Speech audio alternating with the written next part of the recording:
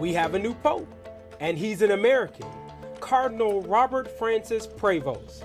Papal name, Pope Leo XIV.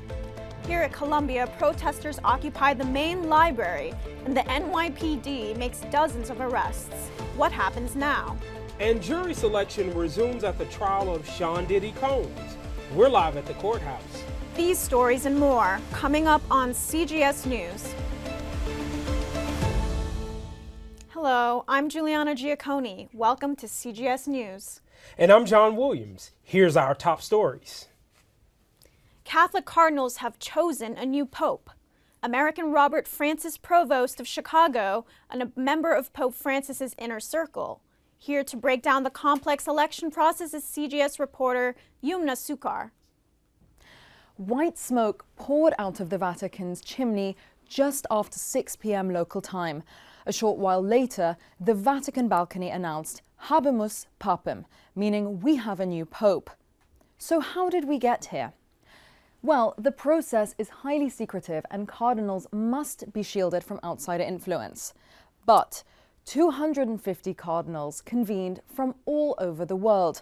Only those under 80 years old were eligible to vote, leaving 133 cardinals. They voted daily until one candidate received a 2/3 majority. At this conclave, black smoke was released twice, meaning that no candidate had received the needed majority. But today, it was white, meaning that a new pope had been selected and accepted the position. How long does this process take? Well, historically, it takes between 1 to 3 days. The current conclave lasted just over 26 hours, which is shorter than the one of Pope Francis in 2013.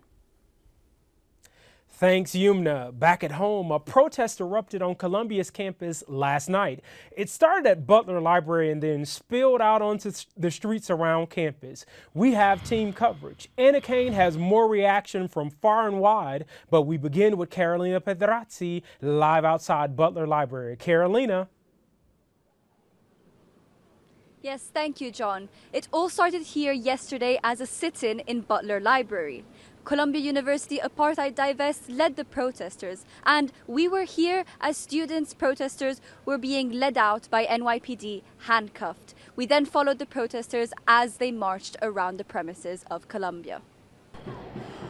We're currently walking up Broadway after dozens of students from Columbia University were arrested after they had a sit-in in Butler Library. The NYPD was let on campus by the Columbia administration, and hundreds of officers, many of them in riot gear, entered Butler Library and didn't allow the students out until they released identification so that they could arrest them. Students were hurt. I was watching students come out on stretchers with shrouds over them. A massive presence of NYPD. There were drones, there were helicopters. Hundreds of cops stormed the building and started bringing students out, packing them into vans. The university administration and Mayor Adams called the NYPD to campus. A variety of protesters and counter-protesters joined the rally. That it's about time for the university to rethink its policies towards Israel. We're on 114th and Broadway. Oh, and there's counter-protesters now arriving from the pro-Israeli side. We as Jewish people say we are joining all these activities because we are Jews, because we are so deeply embarrassed when all of this is being done in our names. Columbia administration said that the students who were arrested will be suspended and banned from campus. John, back to you. Thank you, Carolina. Juliana? Last night, Columbia's interim president, Claire Shipman, released a statement saying she brought the NYPD onto campus to secure the library. She expressed her disappointment with protesters for disrupting the library during finals week. Columbia unequivocally rejects anti-Semitism and all other forms of harassment and discrimination. And we certainly reject a group of students, and we don't know yet whether there were outsiders involved, closing down a library in the middle of the week before finals, forcing 900 students out of their study spaces, many leaving belongings behind. Shipman said the actions of the protesters do not align with Columbia's values. She also said she's received numerous messages from concerned parents. We continue our coverage with CJS reporter Anna Kane, who has more on the reactions from the community beyond Columbia. Anna? Thank you, Juliana. This morning, the administration announced that Butler Library is reopened. Reactions haven't just come from campus, however. They've also come from City Hall and Washington, D.C. Last night's scenes on their cell phones. Public reaction quickly followed. Mayor Adams released a statement criticizing protesters. To parents of students protesting, Adams said, "Call your children and make clear that breaking the law is wrong and they should exit the building immediately." Secretary of State Marco Rubio called the protesters, quote, "trespassers and vandals" on X, and said the administration is reviewing the visa status of the protesters. Speaker Mike Johnson, also on X, said, "Attention pro-Hamas rioters on college campuses around the country. You are on notice." No guests allowed on campus today, but as you can see, graduation preparations are very much underway. Live from Columbia, Anna Kane, CJS News. Thank you, Anna. John? Back abroad now, where the conflict between India and Pakistan is escalating. India bombed Pakistan yesterday. Pakistan called the missile attack an act of war. The strike came 2 weeks after a terrorist attack in Kashmir. That attack killed 26 people. According to Pakistan, yesterday's bombing killed 31 people and injured 57. Pakistan is vowing to retaliate. Now to the latest on President Trump's tariffs. Today, President Trump and British Prime Minister Keir Starmer said they reached a trade agreement. America's initial 10% tariffs on British imports will remain in place, but higher tariffs on cars, steel, and aluminum will be reduced. In return, the UK will open its market for U.S. farm products. Meanwhile, the Trump's tariff agenda is now taking aim at Hollywood. This week, President Trump threatened a 100% tariff on movies produced outside the U.S. On his platform Truth Social, he said, "The movie industry is dying a very fast death," and claimed that films produced abroad were, quote, "propaganda and a national security threat." It's unclear how Trump plans to implement these tariffs, but the impact is already being felt, with shares for Netflix, Disney, and Paramount plummeting. Still, some unions are in favor. SAG-AFTRA says it supports efforts to increase movie and TV production in the U.S. Meanwhile, the Trump administration will hold trade talks with Chinese officials as soon as this weekend. This meeting happening in Geneva could de-escalate the situation and possibly lead to a trade deal. Meanwhile, in Memphis, a high-profile police brutality case in Tennessee has ended with an acquittal for the officers. Back in 2023, 3 officers were accused of beating and killing Tyree Nichols as he fled while trying to stop. The police officers are no longer on the force. All 3 were acquitted yesterday. They could still face prison time. They were convicted on federal charges last year. It's been 1 week since President Trump signed an executive order to end federal funding for NPR and PBS, citing what he called political bias. CJS reporter Blythe Reese has the story.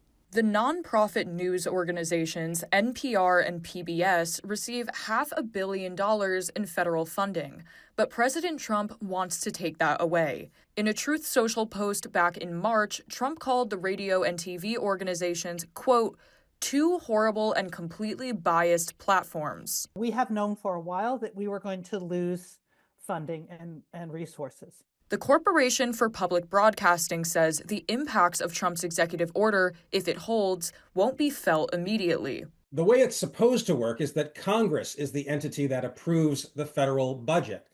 So the president is not supposed to be able to just come in and slash and burn wherever he wants. So this may be another thing that will have to be taken up by the courts, as so many of this president's executive orders have had to be challenged that way. Is this executive order legal?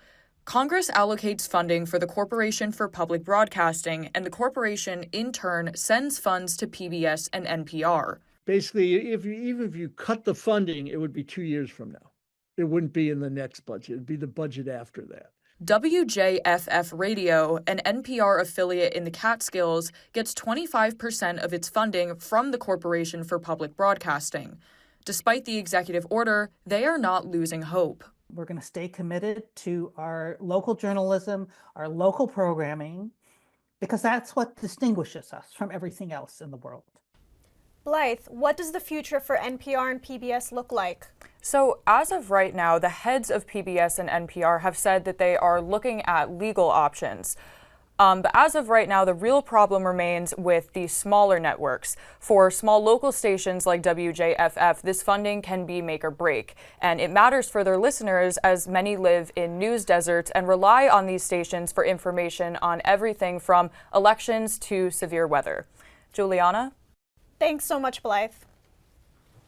Here in the city, the mayoral primary is next month. New Yorkers will choose a Democratic nominee. Here's an update on where the top two contenders stand.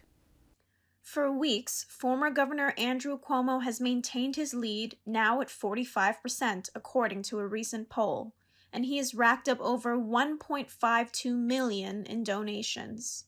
Zohran Mamdani, who is consistently ranked second, is currently at 22% and has raised $1.49 million. Cuomo announced recently that despite being the frontrunner, he will also be running as an independent in November.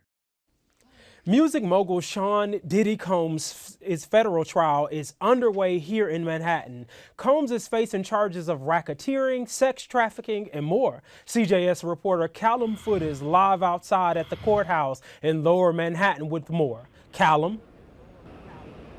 Thanks so much, John. So we're out here outside the federal courthouse where the trial is set to take place. Currently, the jury is being selected. Now, this process has been going on all week, but expect to wrap up tomorrow. At the heart of the trial are the freak-off parties that Combs allegedly held, where prosecutors say he forced some women to engage in drug-fueled sex acts with male sex workers, sometimes for days at a time. Combs, a hip-hop and cultural icon, has pleaded not guilty. He turned down a plea deal before the trial began. If convicted of the charges, he faces life in prison.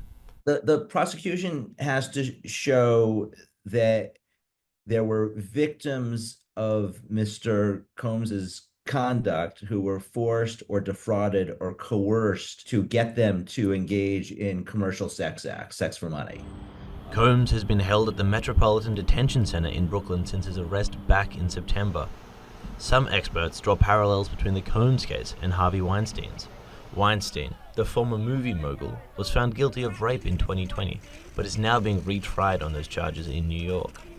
Like Weinstein, prosecutors say Combs used his power, influence, and wealth to intimidate victims. Yeah, the music industry definitely has a sexual violence problem. It looks very similar to the kind of open secret of sexual violence in Hollywood. Combs has been a powerful force within the music and movie industry for decades. In 2023, he was given the keys to New York City by Mayor Eric Adams. Combs faces federal charges for racketeering, sex trafficking, and transporting to engage in prostitution. The trial is expected to go for 8 weeks, with opening statements expected on Monday. From Lower Manhattan, I am Callum Foote for CJS News. Thanks, Callum. On a lighter note, the annual Met Gala took place earlier this week, and the runway show and the theme have everyone talking. CJS reporter Anna Kane spoke to a fashion historian and to everyday New Yorkers to ask them what they thought. To me, it's about education, it's about liberation, it's about joy, and it's about the self-respect that is given to yourself by dressing well and dressing with style and with humor and with wit. On Monday, the annual Met Gala brought stars from across the globe to the Upper East Side. The gala, a benefit for the museum's Costume Institute, dates back to 1948, and it's known for its exclusive guest list. Those invited this year had to buy their ticket for $75,000. The gala's theme is tied to a fashion exhibit at the Costume Institute. This year, it's Superfine, tailoring Black style. It was, it's about Black style and also about the dandy and menswear. Not necessarily breaking new ground, but, very different from what the shows typically are, certainly with their focus as is usual on women's wear. As the gala has grown into fashion's biggest night, each look gets judged by the public. I think this theme was really important to bring to life this year's especially, and I really did love it. I think there were some looks that really stood out more than others. I only saw like Zendaya and Diana Ross, and I think that their outfits personally slayed. I really love the theme. I love the focus on like black fashion, black tailors. I love the suits. The exhibit is on display at the Metropolitan Museum of Art until the end of October. Anna Kane for CJS News. Juliana, so the Met Gala was early this week. What are your thoughts on it? It was absolutely fantastic. Did you see Zendaya? Oh yeah, I saw Zendaya, and I know that she was inspired by Diana Ross, and I'm sure you saw Diana Ross because I think she took the whole night. Harlem's Schomburg Center for Research in Black Culture is celebrating its 100th anniversary. I was there last night for a sneak peek of what's to come. Tomorrow we officially turn 100 years old. The Schomburg Center is celebrating with an exhibit about its legacy. This was the very beginning, 100 years ago. The Schomburg was called the Division of Negro Literature, History, and Prints of the 135th Street Branch, the only outpost of the public library that hired African American librarians. It's so important because it holds archives, it holds history, it gives people inspiration for the future. In 1926, Arturo Alfonso Schomburg, an Afro-Latino historian and curator, donated his collection of African American literature, art, and artifacts of African history. Years later, the Schomburg Center would be named in his honor. His collection came here because people in Harlem wanted it here. So his triumph was really Harlem's triumph. Members, patrons, and the community gathered for a preview of the exhibit and a chance to show their gratitude. When we have an institution this rich and this incredibly diverse right here in the heart of Harlem. This year-long celebration will feature a summer festival, new programming, book giveaways, and even a special edition Schomburg Centennial Library card. That's all for CJS News. Thanks so much for joining us. See you next week.